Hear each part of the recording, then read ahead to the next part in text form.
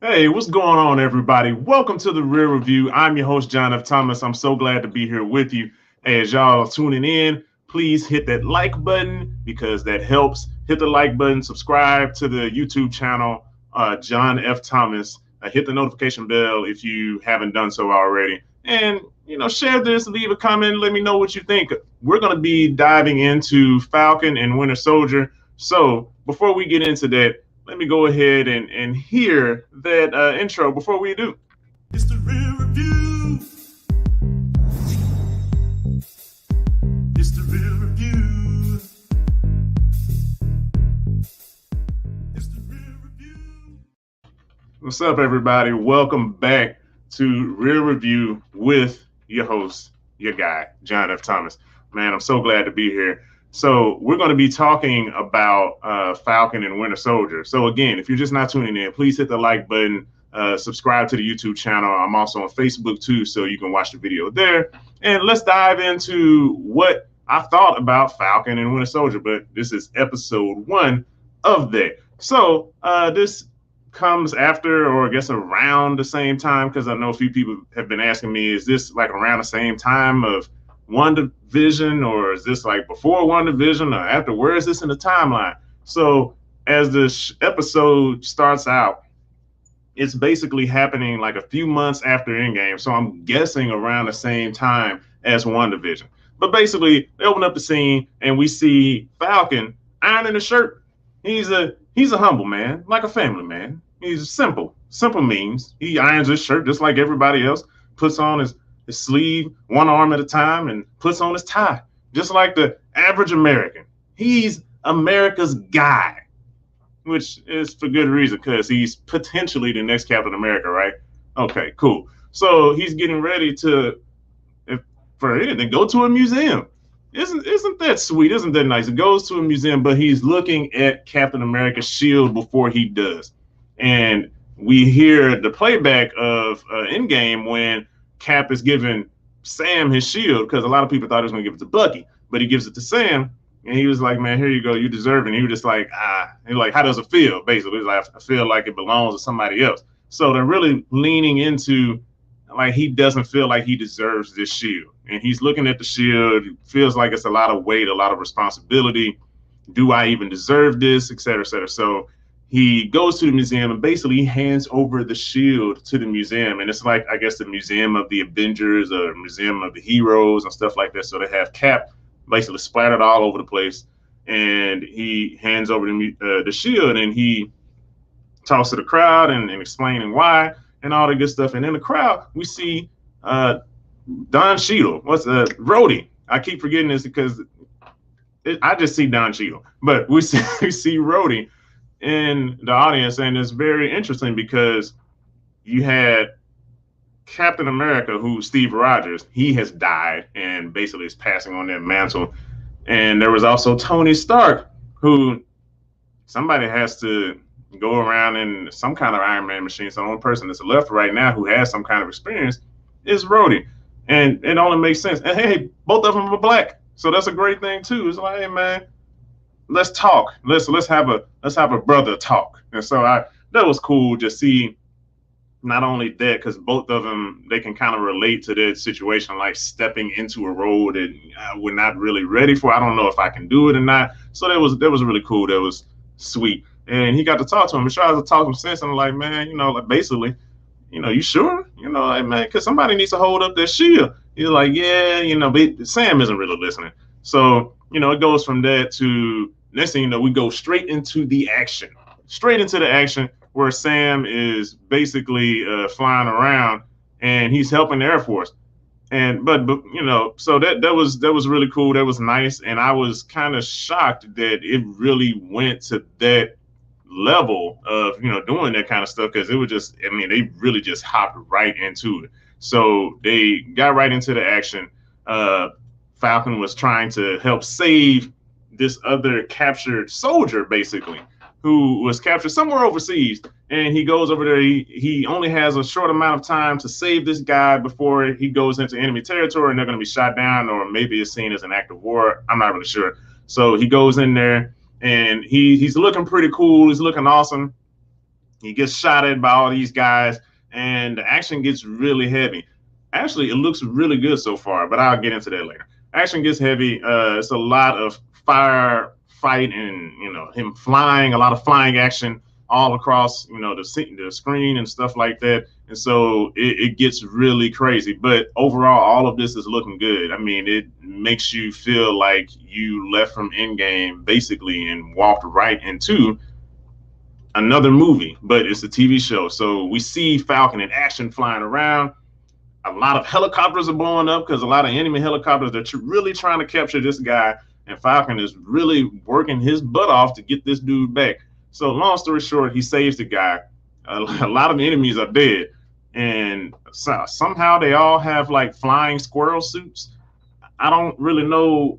It's just coincidental, It just happens to work out like that, But whatever. So he saves the guy, and the guy basically ends up telling him like, "Hey man, I was out here trying to find some. I stumbled across these newer guys rising up, and I guess maybe they're terrorists or something like that. I'm not really sure."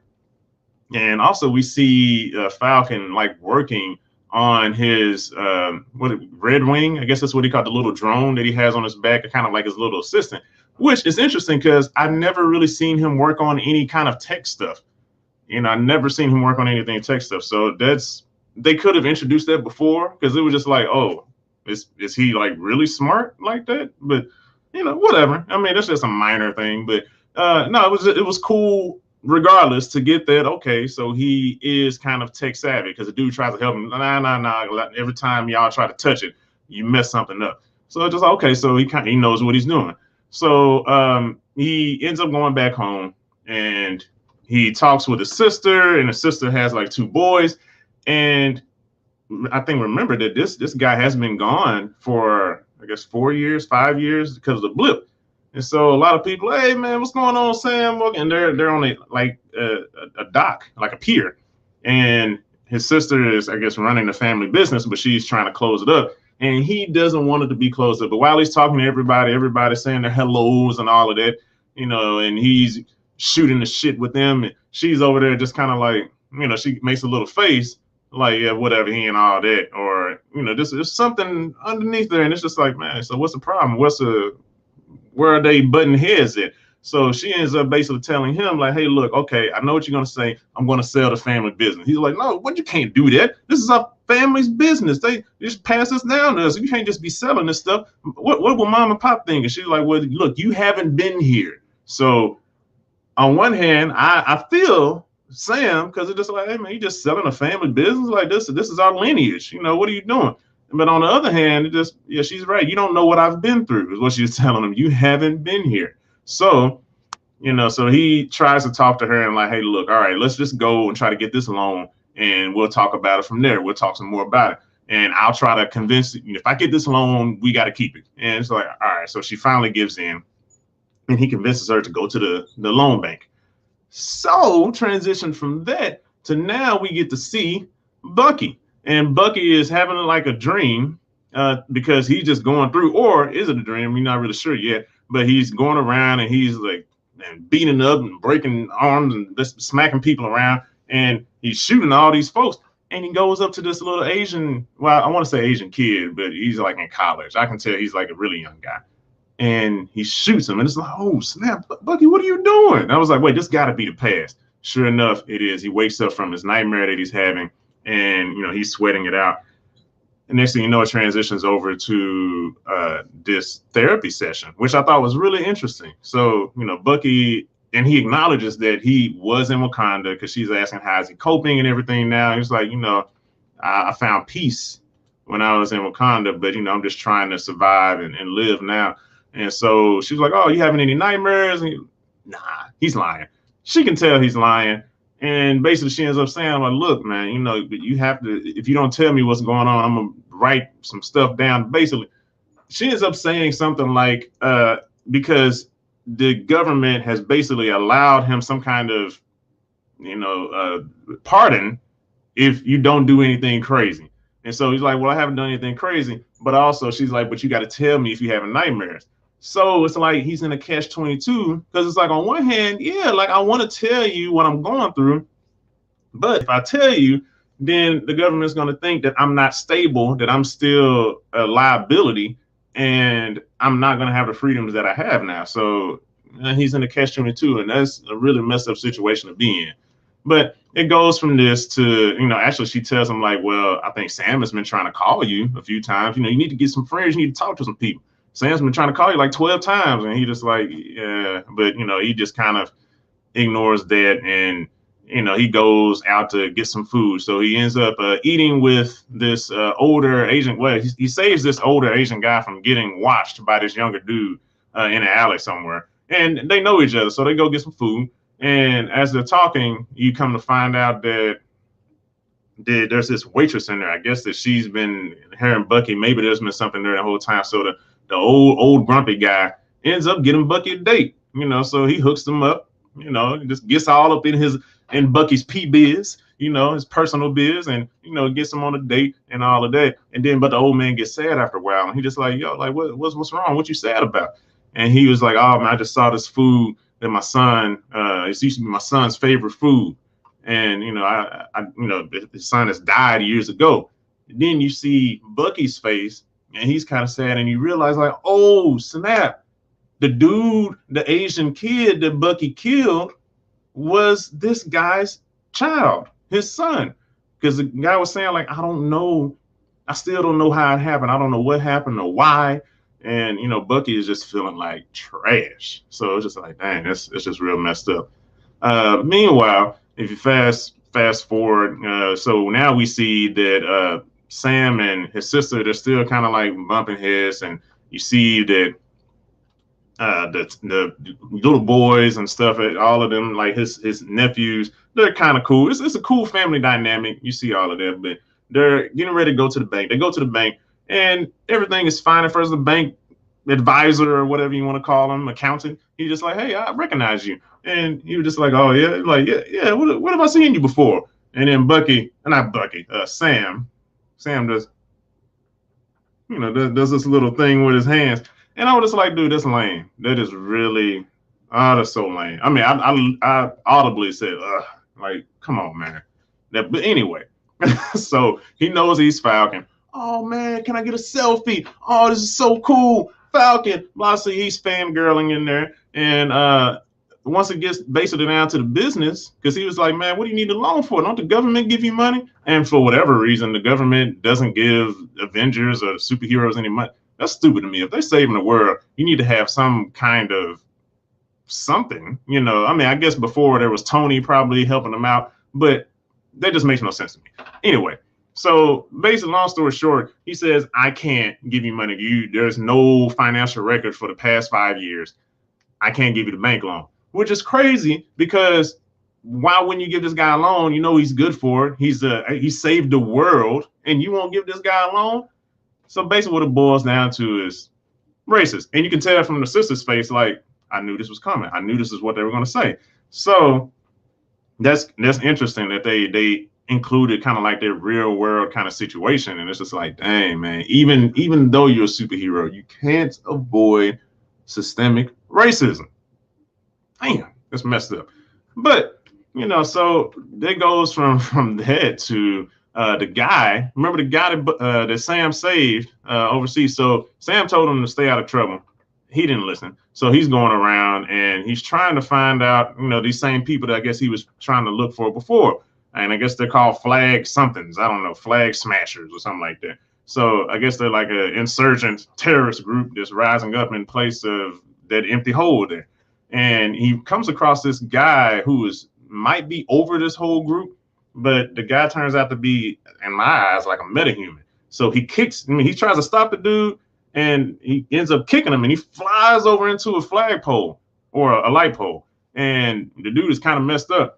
He barely walks away to his life. He calls Sam. Hey, Sam, man, just let you know this crazy stuff is going on, man. I just want to give you a heads up, to let you know what's happening. And, Sam is just like, oh, man, wait, for real? So, Sam is concerned. But then his sister tells him, hey, you need to turn on the news, watch this channel, see what's happening. Come to find out, the guy that he gave his shield to is giving his shield away to somebody else, a new Captain America. Ain't this some crap? That's messed up.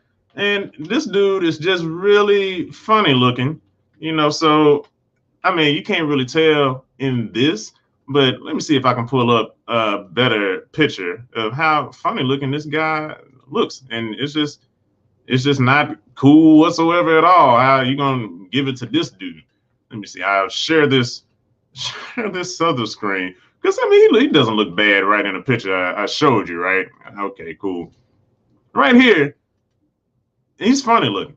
So I don't want my Captain America to be funny looking like this dude. But now Sam feels away because like, dang, I gave my shield away and he gave it to somebody else, and it's just because the guy was just like, hey, we need a Captain America, and this is the guy for the job.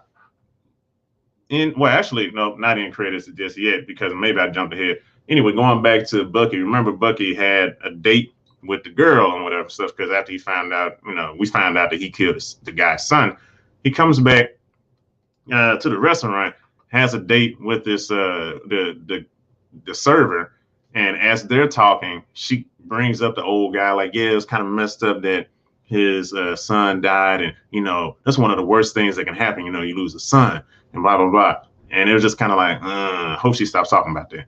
Nope, she keeps talking about it, and she's just like, oh man, this is like losing a parent that's bad, but losing a child and you're still living, oh, that's the worst thing ever. So Bucky just like, I gotta go. He just leaves because I can't do this anymore. So he bails on a date. He tries to go to where the old man lives and tries to tell him what's up. But when the old man opens the door, he sees that he's been praying, giving prayers and stuff, and has his son's picture up, in the back, and it pulls at Bucky's heart, and Bucky doesn't have the heart, no pun intended, to say anything that he killed the guy. And he just basically tell him like, hey man, I appreciate you, connecting me with the date, and then he just leaves from there. So man, it's just really, it's some really crazy stuff. There's really interesting threads going on so far. So far, I'm more so interested, sadly, in Bucky's threads than in Sam's, but I'm pretty sure as time goes on, I'll care a little bit more about Sam's threads. I mean, I do care, but it just seems like Bucky's is just a little bit more interesting. So with all of that being said, let's go straight into what I thought about acting and casting. Acting and casting, actually, I thought this was really good. They did a really good job. Everybody, this wasn't like in the WandaVision where I didn't really like Darcy, the girl that was playing Darcy and stuff like that. I mean, nothing that was really Oscar worthy in this, but man, like these are good actors. Everybody, like whoever the casting director is, she did a great job. All the actors did a great job. Whoever the director is did a really great job as well. Everybody did well in this show, in this episode. And I'm definitely interested in seeing where this goes from here. Great story, great episode. So I give all of that 4 reels, 4 out of 5 reels for acting and casting. So that was really good. Good job to everybody there. Going from acting and casting into story, what did I think about the story? You guys know I'm a DC fan, and I hate to say it, but man, it's good. It is really good. It was just the first episode. It everything grabbed me, and I was really mad because I wasn't expecting Falcon and Winter Soldier to be, because I've said this before. If you watch me when I did reviews on WandaVision, I don't care about Falcon like that because they haven't shown me to care that much about Falcon. And same thing in Winter Soldier, they kind of, nerfed him a little bit. But man, they are really doing a good job in making me care. So this is just a really great story, like from beginning all the way to the end. There was never really, I guess, only slow moments were maybe with Sam and his family, but I still felt that was still important. So even though there might have been like a lull in the show, it was still really good. It was there for a reason. It was there to tell a story. So all of that being said, the rating I give with that is 3.5 reels for the story. That was really good. So good job to everybody involved with that, man. Kudos. So let me see what Let me see. So going from the story into the budgeting and marketing. Budgeting and marketing, how do I feel about that? Budgeting and marketing was really good. And plus, and also this kind of, again, this is cheating. This is Disney. Disney has so much money. They just throwing money at everything. They have stupid amounts of money. Have y'all seen The Mandalorian? That looks amazing. So they have a lot of money, and also, I mean, just the marketing for it has been real. I mean, word of mouth again, just with Marvel. I mean, they have such a great track record now that almost everything they're putting out is good. So the budgeting mark, this looks just like from the movie. All the action scenes, everything looks like they pulled it from Endgame, a continuation of Endgame. So I think this is a really great journey that we're all upon. We haven't seen anything like this before, where a TV show has this high of a budget. It looks this good. It looks just like the movies. Basically, you can watch all the movies going into now these TV shows, and all of it just seamlessly flows into one another, and the quality is there for all of it. So I say all of that, but I still kind of, because I didn't really, I want to see where they really push the effects and stuff, because the opening scene, basically where Falcon was flying in the sky, that was great. But I kind of want to see where they're gonna push it. But I'll give that 4 reels. I'll give that 4 reels. So great job on the marketing, budgeting and marketing. And basically, when you mix all of this stuff together, what is the overall score for this? And I'm gonna need some help. So I need Monkey. Can you give me a drum roll, please?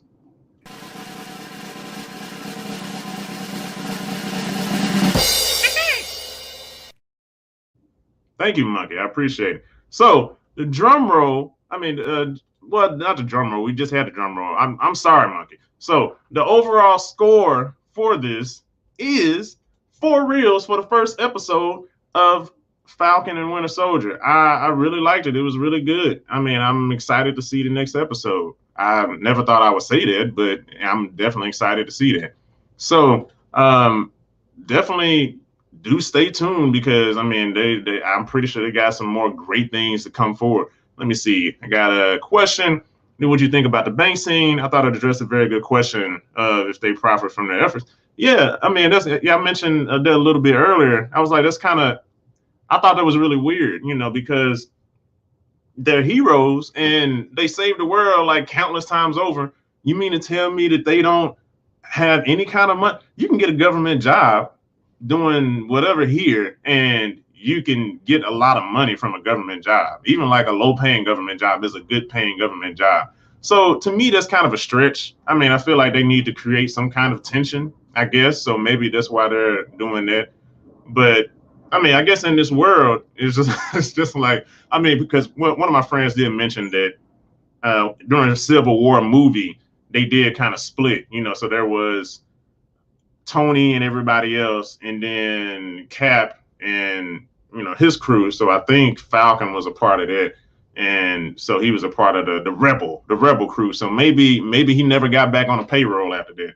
I don't know. Maybe Tony and them. Maybe that's when Tony and them got on payroll, and everybody else that just reneged on that, y'all didn't get on payroll, and maybe he never got back on payroll. But he's working with the U.S. Air Force, so you would think that he has some money.